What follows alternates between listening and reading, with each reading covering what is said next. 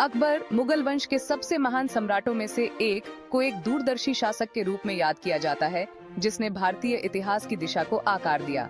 आइए इस अद्वितीय नेता के जीवन और उपलब्धियों की यात्रा पर चलें। 1542 में जन्मे अकबर ने अपने पिता हुमायूं की अचानक मृत्यु के बाद कम उम्र में ही सिंहासन ग्रहण किया।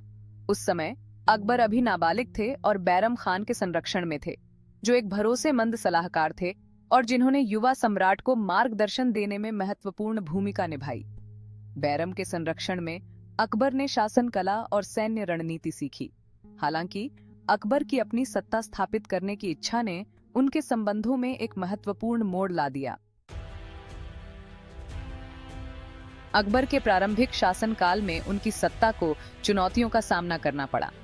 1556 में ऐतिहासिक पानीपत की लड़ाई में अकबर ने जीत हासिल की, जिससे मुगल सत्ता को भारत में दृढ़ता से स्थापित किया। इसके तुरंत बाद अकबर ने साम्राज्य का पूरा नियंत्रण अपने हाथ में लेने का निर्णय लिया, जिससे बैरम खान के साथ एक विभाजन हुआ। यद्यपि बैरम एक वफादार और अमूल्य सलाहकार थे, अकबर की बढ़ती स्वतंत्रता की इच्छा ने एक संघर्ष को जन्म दिया, जिसके परिणाम स्वरूप बैरम का साम्राज्य से प्रस्थान हुआ।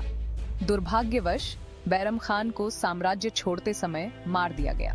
हालांकि अकबर ने अपने पूर्व संरक्षक के योगदान को मान्यता दी और बैरम के पुत्र अब्दुर रहीम को अपने संरक्षण में ले लिया, जो बाद में अकबर के दरबार में एक महत्वपूर्ण सरदार बने। सत्ता प्राप्त करने के बाद भी अकबर को अपने ही परिवार के भीतर से चुनौतियों का सामना करना पड़ा। उनकी धाई मां महम अनगा और उनके पुत्र आदम खान राज्य पर अनुचित प्रभाव डाल रहे थे। हालांकि अकबर की निर्णायक कार्रवाई, जिसमें आदम खान का निष्पादन शामिल था, ने उन्हें अंततः 14 वर्ष की आयु में साम्राज्य पर पूर्ण नियंत्रण प्राप्त करने की अनुमति दी। अकबर का शासनकाल एक एकीकरण और विस्तार की अवधि थी। उन्होंने साम्राज्य की सीमाओं का विस्तार किया, जिससे लगभग पूरा भारतीय उपमहाद्वीप कवर हो गया और शेर शाह सूरी की नीतियों से प्रभावित एक मजबूत प्रशासनिक प्रणाली की स्थापना की। अकबर के प्रशासनिक सुधारों ने उनकी एकीकृत भारत की दृष्टि के साथ मिलकर साम्राज्य में स्थिरता और समृद्धि लाई। उनके शासनकाल में कला, वास्तुकला और अर्थव्यवस्था में महत्वपूर्ण विकास हुआ, जिससे मुगल साम्राज्य अपने चरम पर पहुंच गया।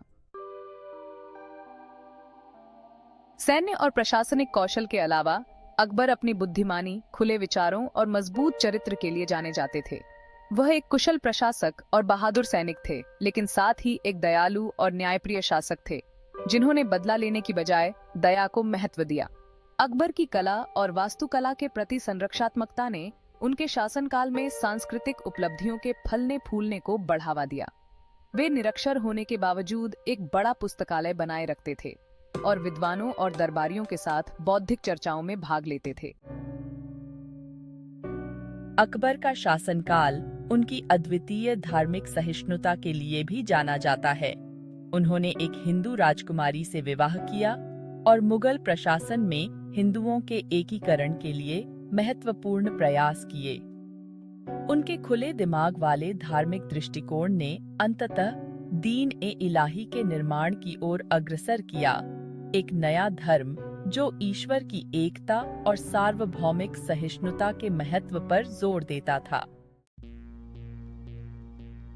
अपने अंतिम वर्षों में अकबर को व्यक्तिगत त्रासदियों का सामना करना पड़ा, जिसमें उनके करीबी मित्र कवि फैजी की मृत्यु शामिल थी। उनके पुत्र सलीम, जिन्हें बाद में सम्राट जहांगीर के नाम से जाना गया, ने अपनी स्वतंत्रता स्थापित करने का प्रयास किया, जिससे पिता और पुत्र के बीच संबंध तनावपूर्ण हो गए।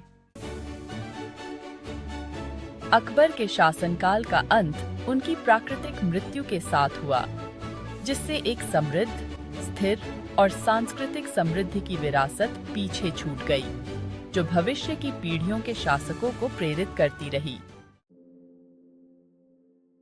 अंत शीर्षक स्क्रीन अकबर की विरासत जीवित है। यह स्क्रिप्ट सम्राट अकबर के जीवन और उपलब्धियों को उजागर करने के लिए एक वृत्तचित्र या शैक्षिक वीडियो में अनुकूलित की जा सकती है।